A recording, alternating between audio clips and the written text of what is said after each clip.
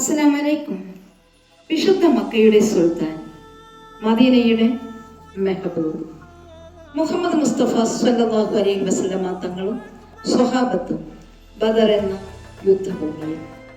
യുദ്ധഭൂമിയിൽ നേടിയെടുത്ത ചരിത്ര പ്രധാന വിജയം ബദർ യുദ്ധ വിജയം. അധർമ്മത്തിനെതിരെ ധർമ്മത്തിന്റെ വിജയം, തിന്മയ്ക്കെതിരെ നന്മയുടെ വിജയം. നാം ലോക മുസ്ലിമീങ്ങൾ വിശുദ്ധമായ ബദർ ദിനം, ബദരീങ്ങളുടെ ദിനം അനുസ്മരിക്കുകയാണ്. എന്താണ് ബദർ ദിനം? വർഷം 624 മാർച്ച് 13, അതായത് റമദാൻ 17, ഇസ്ലാമിക ചരിത്രത്തിലെ ആദ്യത്തെ സായുധ പോരാട്ടമായിരുന്നത്. വേനലിന്റെ കൊടുംചൂടിൽ റമദാൻ 17 നടന്ന യുദ്ധത്തിൽ 70 ശത്രുക്കളെ ഇസ്ലാമിക സംഘം വധിച്ചു. യുദ്ധത്തിന് നേതൃത്വം കൊടുത്ത അബൂജഹൽ കൊല്ലപ്പെട്ടു. 70 ശത്രുക്കൾ പ്രവാചകന്റെയും സംഘത്തിന്റെയും തടവിലാവുകയും ചെയ്തുവെന്ന് ഇസ്ലാമിക ചരിത്രം വിവരിക്കുന്നു. 14 പേരാണ് ഇസ്ലാമിക പക്ഷത്തു നിന്നും രക്തസാക്ഷിത്വം വരിച്ചത്. ബദറിൽ ഷഹീദായവരെ ബദറിന്റെ മണ്ണിൽ തന്നെ മറമാടുകയും ചെയ്തു.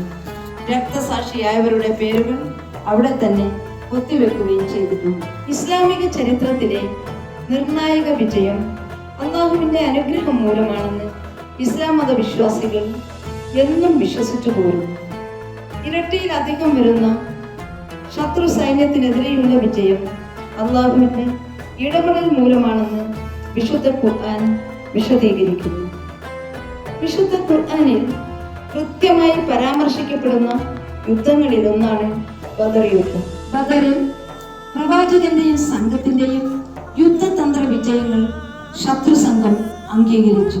ഏത് കൊടിയ പ്രതിസന്ധികളെയും ആത്മീയ വിശ്വാസം കൊണ്ട് അതിജയിക്കാനാവുമെന്ന് ബദർ വിശ്വാസികളെ ഓർമ്മപ്പെടുത്തുന്നു. ബദറിലെ വിജയം മദീനയിൽ പ്രവാചകന് സ്വീകാര്യത വർദ്ധിപ്പിച്ചു. ശത്രുക്കൾ അദ്ദേഹവുമായി സഖ്യം പ്രഖ്യാപിച്ചു. ബദറിലെ ഉജ്ജ്വല വിജയം ശത്രുപക്ഷത്തിലെ നിരവധി പേരെ ഇസ്ലാം മതം സ്വീകരിക്കുവാൻ പ്രേരിപ്പിച്ചു. ശത്രുപക്ഷത്തിലെ നേതാവ് അബൂ സുഫിയാൻ ഇസ്ലാം മതം സ്വീകരിച്ചു. യുദ്ധസന്നാഹങ്ങളോടെ എത്തിയ ശത്രു സംഘത്തെ അടിയുറച്ച വിശ്വാസത്തിന്റെ കരുത്തിൽ വിജയം വരിച്ച ചരിത്രമാണ് ബദർ യുദ്ധ ചരിത്രം.